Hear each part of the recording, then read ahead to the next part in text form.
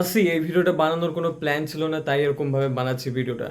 Main বিষয় হলো ইয়ান সোমারের ব্যাপারে কথা বলতে চাই যে bro, if you are now watching Ian Somar, এখন যদি তোমরা রেকগনাইজ করতে পারো তাহলে you are really late to the party. কেন কি ওভার আ ডিকেড ধরে এরকম পারফরমেন্স ইয়ান সোমার দিয়ে আছে। তোমরা যদি ইউরোগুলি দেখো, ওয়ার্ল্ড কাপ দেখো, ও আমি তো দেখে পাগল হয়ে যাই ইয়ান সোমার। কারণ আমি ভাবতাম কেন ও কোনো বড় দলে খেলছে না, কিন্তু বরুশিয়া মনচেনগ্লাডবাখের পরে বায়ার্ন মিউনিখে গেছিলো 2023-এ, খালি 6 মাসের জন্য, যখন ম্যানুয়েল নয়্যারের ACL হয়েছিল।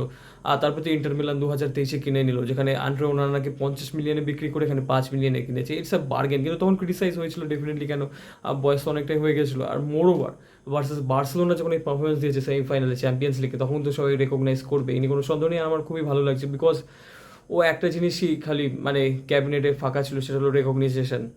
রেকগনাইজেশন পেয়ে গেছে এখন, এটাই আমি আমি সব থেকে বড় খুশি হচ্ছি। কেন কি আমি ওকে অনেক অনেক বছর ধরে ফলো করে আসছি। আমি খালি এটাই ভাবতাম যে ওকে কেউ রেকগনাইজ করছে না কেন, কথা কেন বলে না, কিংবা বড় টিমে কেন খেলে না।